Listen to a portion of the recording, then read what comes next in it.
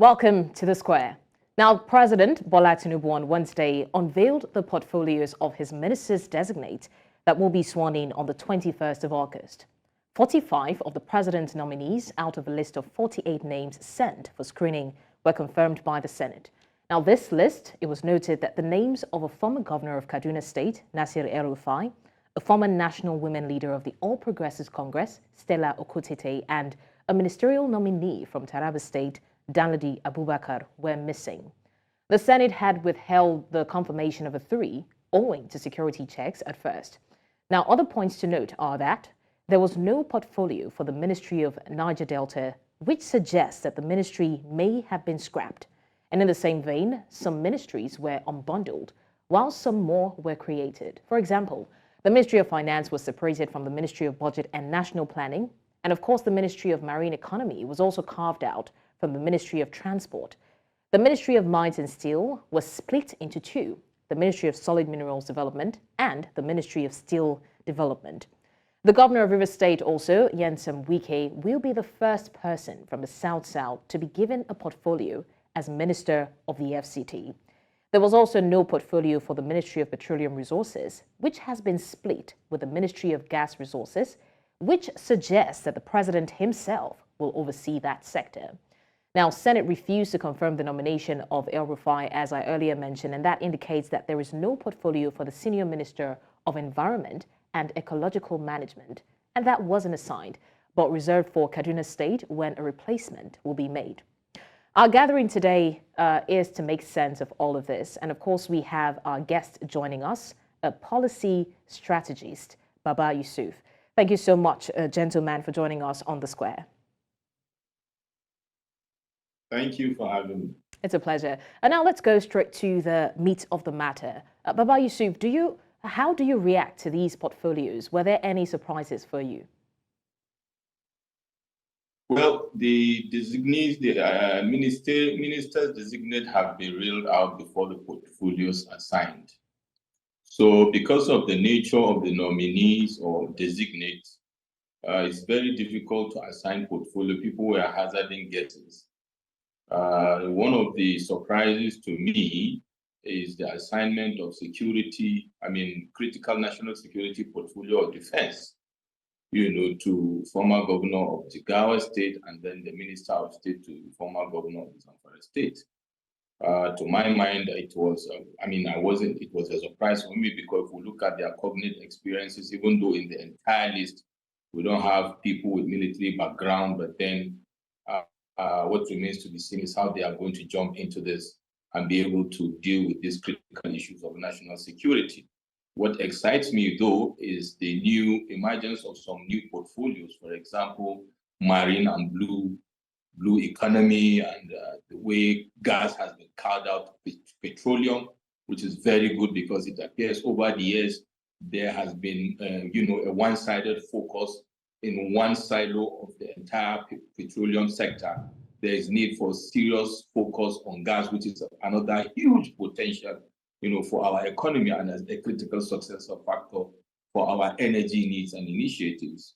I was very excited also to see the assignment of portfolio communication, innovation, and digital economy. Very, very important and interesting, and the humanitarian poverty alleviation.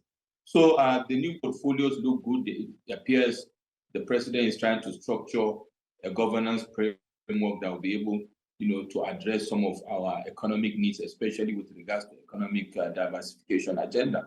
Of course, some of the worry for me is not such a worry, but I was expecting a younger person, to be honest, to be the Minister for Youth. Abubakar Momo, with all due respect, would have done better maybe with another portfolio. That being said, on the flip side, we see about 7 to 8 young people from the age bracket of mid-30s to mid-40s holding critical, portfolios, including ladies and gentlemen. So to my mind, I'm looking at the brighter side. Bottom line, the book stops on the president's table. We believe he has looked at the team and knows how to assign roles. What remains to be seen is performance, which is very critical going forward. Okay, I'm glad that you mentioned that because that brings me to my next point. And this is a concern that a lot of analysts and even Nigerians generally have. Speaking of square pegs in square holes, do you think that's really the case? Do you think that some of these appointees are deserving, for lack of a better word to use, of the position? Let's start with Dele Alake, for example, who always seem to be about information and about strategy. And we see that he's now manning the a solid mineral sector. What is your take on that? There's also Festus Keyamo, who is in aviation, but all we know was that he was lawyering and his role in the campaign for the APC during the 2023 election. So how do you react to this? Do you think that these people should actually be in these positions? To be honest, those are some of the surprises I saw in the list. Although, like I said in my column of last week, addressing some issues to Mr. President with regards to some critical portfolios, I mentioned that I don't see some of these key roles being filled in by quote unquote specialists due to the sensitive and technical and also strategic nature of the roles. I'm very glad you mentioned aviation as one of them. Solid minerals, another key one. Everybody was expecting by default that Mr. Dele Alake, a veteran of journalism and media, would have been a perfect role for, information, possibly national orientation. But we saw another veteran of the media, Muhammad Idris, taking over that portfolio. The way the specialist nature of solid minerals, I don't know how Mr. Alake is going to deal with it. But I've said something during the, build up to the nomination, and that is everybody that has been nominated has grown in their various areas of endeavor to become what we call in governance and leadership generalists. You move from the position of being a specialist to a generalist. And a leader, just like in the army, when you see a general, he is able to oversee different areas or facets of the military or the army or navy, as the case may be. And what that means is he's able to marshal man and material resources to deliver the mandate. Let's not forget the ministers are overseeing and overarching strategic delivery. The critical success factors are the MDAs, the chief executives of the MDAs, the integrity, character, and capacity of resource management and control by the ministers to deliver the mandate given to them is what will play out. I'm also a bit concerned about aviation. Why so? Because we have some sectors that require specialist skills. Of course, one can get specialists, to come and give that support. But then pedigree, antecedents of the readiness of people to learn, of the readiness of people to have to imbibe all stakeholders to deliver the mandate, and the quickness to hit the ground running with view of beating the learning curve are very key. We also want to see people that will be discerning and have high level of emotional intelligence to be able to deliver quickly, because we have a lot of learning curves in this cabinet. I just hope and pray that people will be able to suffer because we have critical issues. There's no learning, like I mentioned in the case of defense. I wonder how they are going to do that.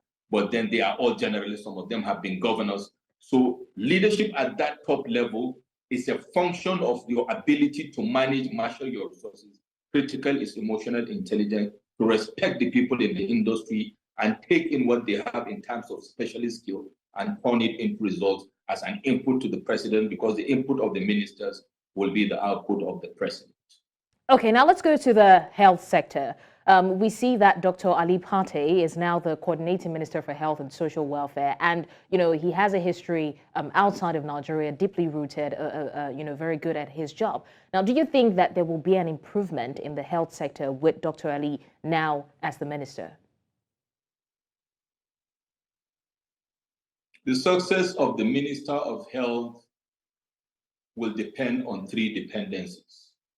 One is the empowerment, the scope of responsibility, accountability, and authority that will be given by Mr. President to deliver that mandate, which is also going to apply to all the ministers. Secondly, the budget provision which is also part of the scope of responsibility, but you must give the person the tool. And one of the critical tools is the funding. We all know that over the years, the fraction of the budget that is assigned to health has been a bit of leaves most to be desired. We hope that there will be an upscaling of that. But of course, Professor Alipati is coming with a wealth of experience and most importantly, high level of networks to be able to rein in a lot of funding, to support that sector.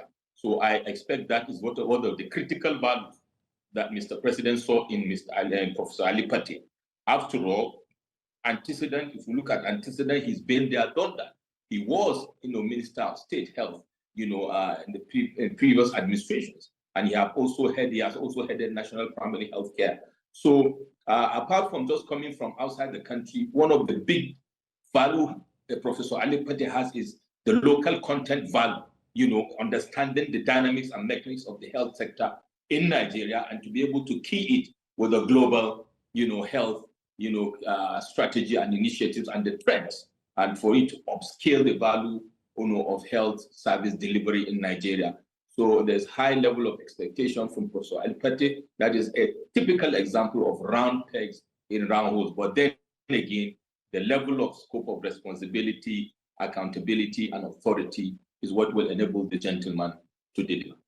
Great, because we're still talking about credibility, and I just want us to look at the judiciary, which is a very sensitive sector in the country. You would agree with me. Now, what do we make of Mr. Lateef Fagbemi's position as the Attorney General of the Federation and the Minister of Justice? Now, he's known to be a man of ethics, a good and brilliant lawyer, but do you think that will suffice, considering what the country needs right now? First of all, let me say this. I don't know Mr. Lateef Fagbemi SAN personally, but I have very close relationship with people that are very close to him, including my very good bosom brother and my lawyer. He's a man of integrity, strength of character. His record speaks for him. He's a pride to the legal practice, to the bench and the bar. So I expect him to deliver nothing less because of his antecedent of strength of character and ethics. But then again, as the saying goes, the true complete quality, the true picture of some type of people come out when they are given three opportunities. One, when wealth is given to them to manage or entrust, when power is given to them to manage and trust. And then in another school of philosophy, when you embark on a long journey with someone, some people say, for example, marriage. So now power is being thrust into the hands of, Mr. Lateef Fagbemi SAN. In the past, we've seen people we shout accolades on, but they are not able to come, up to par of expectation. I hope and I pray and I look forward to Mr. Lateef Fagbemi living to the expectation of his colleagues and a lot of us that I look forward to that. Yes, you mentioned the issues with judiciary. Of course, his performance is also the same with what I mentioned as with Professor Alipati. His course of responsibility, accountability and authority. Let us also not forget he's going to have that paradoxical position he's going to hold of Minister of Justice and at the same time Attorney General of the Federation. A lot of us students of law and then the stakeholders within the judiciary believe, which is rightly so, these offices should be separated. But that's not the creation of Mr. Lateef Fagbemi. I believe he has the emotional integrity and he has so much to waste, to play with this role. I believe he will do his bit. But then again, the judiciary as an entire arm of government also requires a rethink and introspection, moving forward for us to see better things ahead in the judiciary. All right, very well said. Now, assigning portfolios, ministerial portfolios by the Bola Tinubu-led administration is a step in the right direction, of course. But how can this translate into accountability for Nigerians? Shouldn't there be key performance indicators that should be related, not just to the ministers now, but also to the citizens, so that if they fail to carry out their duties efficiently and effectively, the citizens can be aware? And I mean, the citizens should have a say in deciding whether or not they remain in power after some time, don't you think? It's very easy to deal with that. First of all, the buck stops on the table of Mr. President. And to answer that question, Nigeria is at the highest level of political consciousness in the history of Nigeria. So Nigerians are very politically conscious. We are all seeing the build up to the elections. And, we've seen how people are taking Mr. President to task since he has come into office. I believe more will be done moving forward, with these ministers. I use this opportunity to call on all ministers to take it on board. They asked for this job. They got this job. Mr. President, who is the commander-in-chief, has told Nigerians not to have any form of sympathy for him because he asked for the job. And that is why we are out here seeking for accountability, asking for performance and deliverance. I hope to see less sense of entitlement, by some of these ministers based on their antecedents. We expect to see less level of arrogance. We want to see a sense of service and empathy. I want to see performance. Now, coming back to these two areas of checks and balances of performance measurement, because of the political awareness is already happening. Mr. President is already feeling the heat of the people's demand for good governance, in terms of what is going on today. So you will agree with me, definitely going forward is not going to be business as usual like before.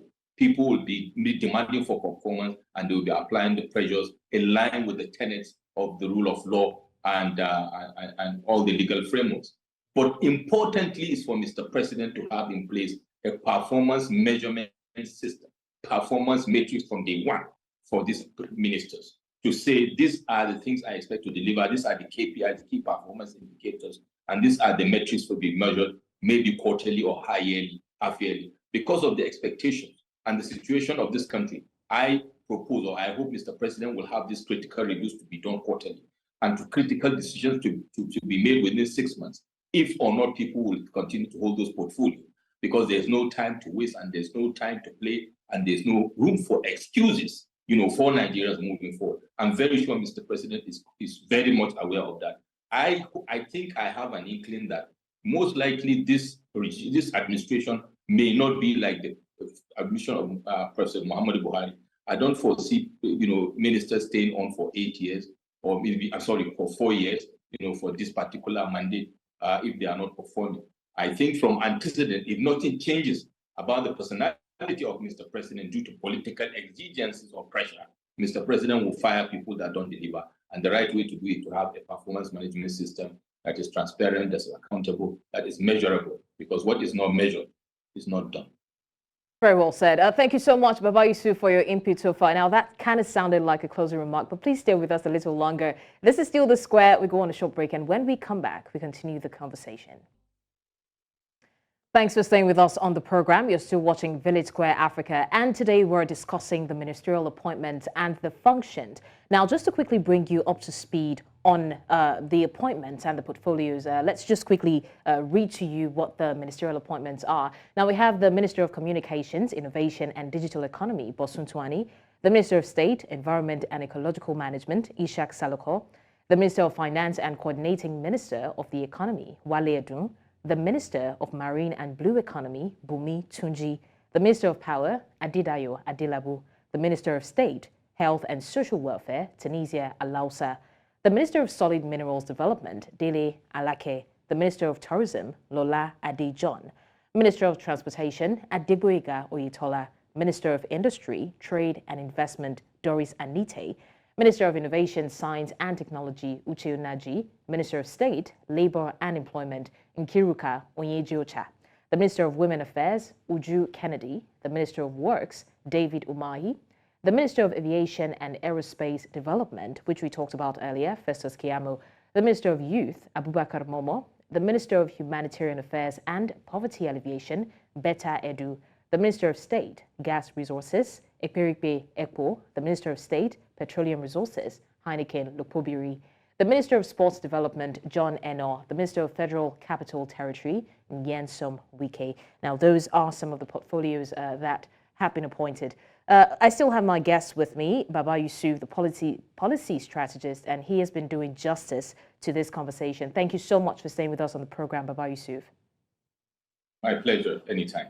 All right. Still on the topic of square pegs and square holes, or like you said it, circle pegs and round holes.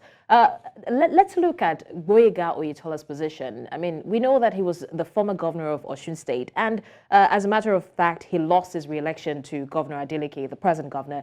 Doesn't this mean that the people were not exactly pleased with his tenure in Osun State? So what is the guarantee that he will perform well as the Minister for Transportation?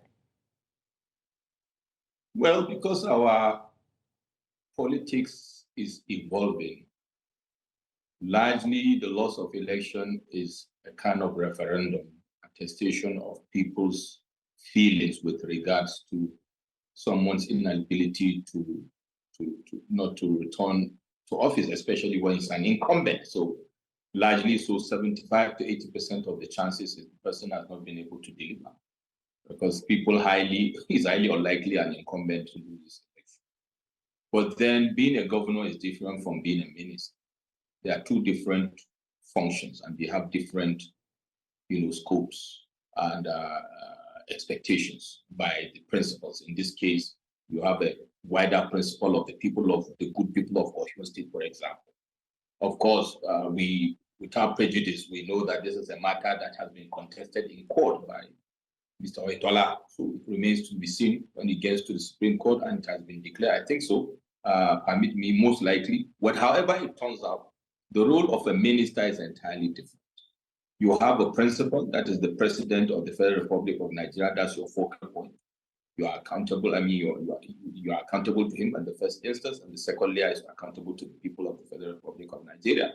But if he does not perform and sits on his hand, or she sits on her hands as a minister, when I'm talking back again about performance system and performance, management, the president can decide to allow the person, like we saw in the previous administration, to sit on his hands or her hands throughout the administration, and there's no consequence management, there's no compensation, there's no reward recognition for performance. So people will just sit on their hands. In the case of Mr. Oyetola, I expect performance. First of all, he's a technocrat, so there is a role of being a technocrat and the role of being a politician. He is now he's holding a political office that is more technocratic in nature. So his technocratic prowess will be what we will see now, to see if he's going to deliver on that role of Minister of Transport, for example, and see if Mr. President will have the political will to take out people that are not performing or that will not perform and bring people that will perform. Let's see if it's going to be objective and no sentiments. We know the relationship between Mr. Oyetola and Mr. President, both familial and then politically. He was his chief of staff, he was governor, they have, bloodline relationships. So we expect performance from Mr. Oyetola with due respect to his antecedents as a technocrat. I have that belief that Mr. Oyetola will be able to deliver, and then he is not now going to prove himself moving forward. All right, let's also talk about the scrapping of the Niger Delta Ministry. A lot of people have, talked about how worrisome that is, although some say that there is no necessary need for a ministry in that sector. What's your opinion on that? I was very excited when I saw, I smiled when I saw that it was obviously omitted or it was not included in the portfolio. So when it became clearer that most likely Mr. President has done away with that ministry, to my mind, in my opinion, it's okay, because when the ministry was created, some of us saw it as, a redundancy ministry, a redundant ministry. It's a redundancy created for the Niger Delta Development Commission, which actually should have the mandate of delivering those, the mandates within the framework of the Ministry of Niger Delta. So to my mind, is another layer of cost. It's another layer of, if you like, inefficiency, because no matter how efficient they are, you will find difficult to go back to that principle of, layers of accountability, responsibility, accountability, and authority. It's very difficult to put a boundary around that, especially when you are going to make a budgetary provision for Ministry of Niger Delta, and there's a budgetary provision for the NDDC. Somebody may argue it's a subset, but to be honest, it's not. So to my mind, this is okay. Let NDDC has that focal point, and you measure the performance of NDDC, and the people of the Niger Delta will now have one area to face, to demand for accountability and to demand for transparency and also for performance. So the resources within the Niger Delta Ministry that was there have been issued. It is not their fault that the ministry was there, and the people that were there as ministers and all the team, they did a wonderful job during their tenure. You are given opportunity, you've delivered.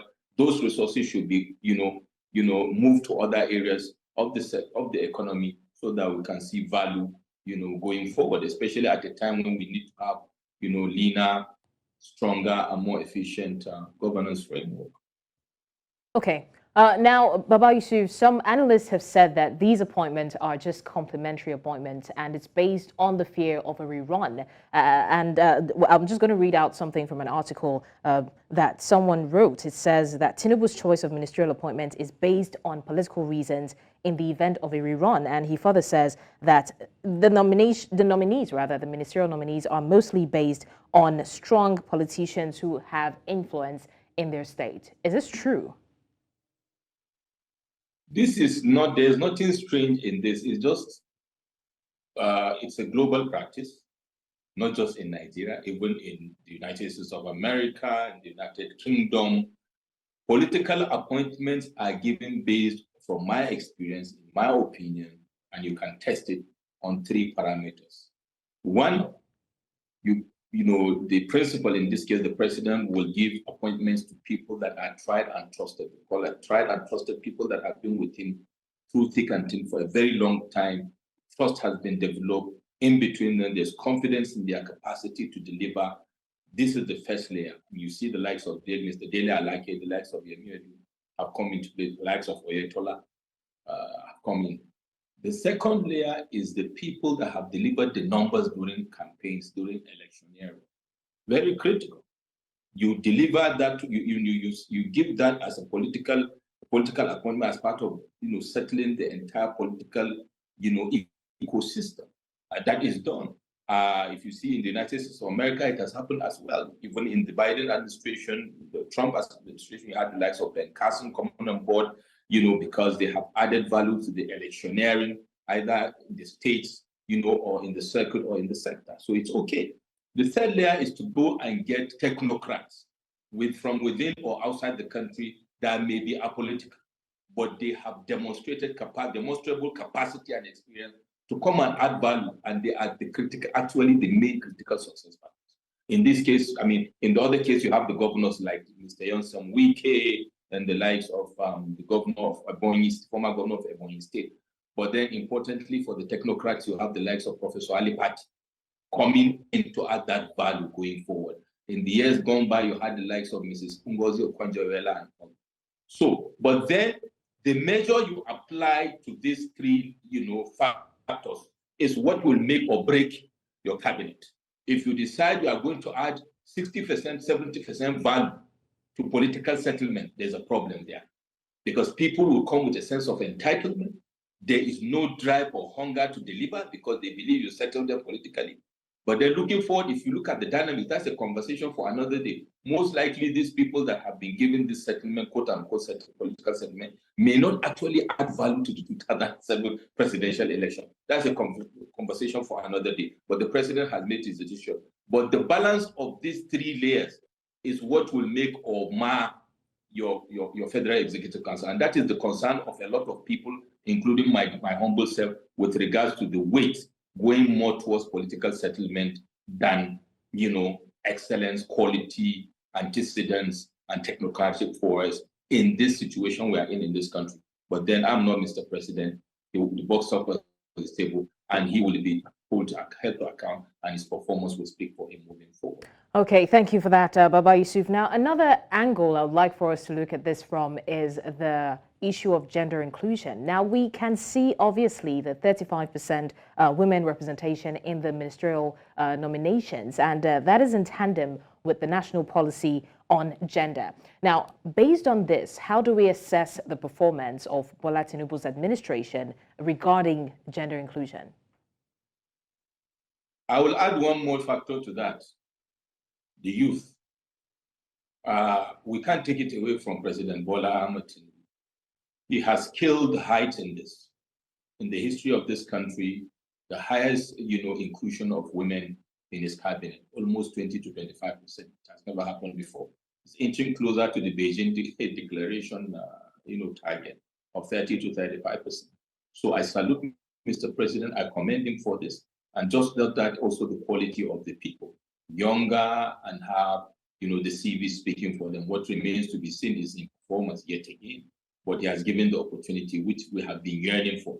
Give people the opportunity, let them deliver or not, and then we take people up on that. He has done well, and also the inclusion of youth. We see a high number of young people in this cabinet. which has not happened in a long time. Although I tell people the issue of youth being in the cabinets of governance in Nigeria is actually not new, to be honest.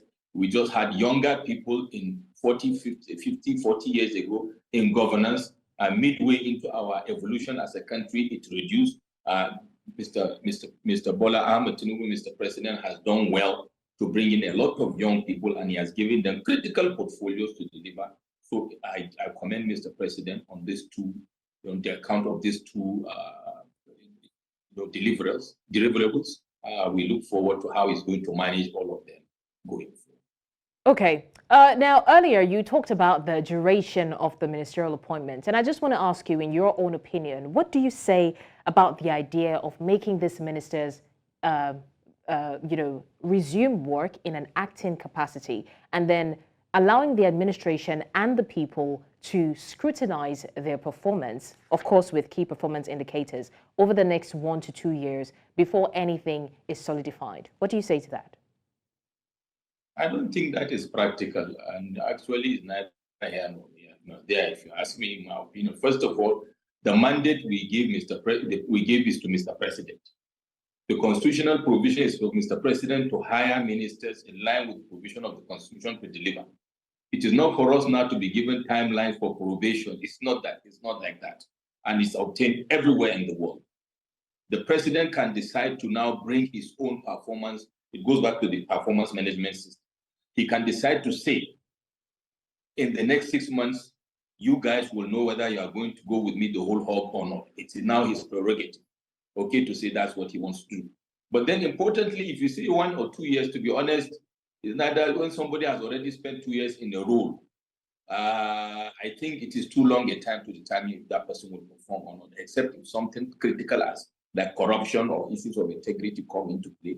Within 6 months, you should be able to know if your ministers are able to deliver or not, and take a decision whether you are going to move along with them or not. It doesn't have to be written in pen on paper. Mr. President can decide to do that. Then the citizens will see it in action.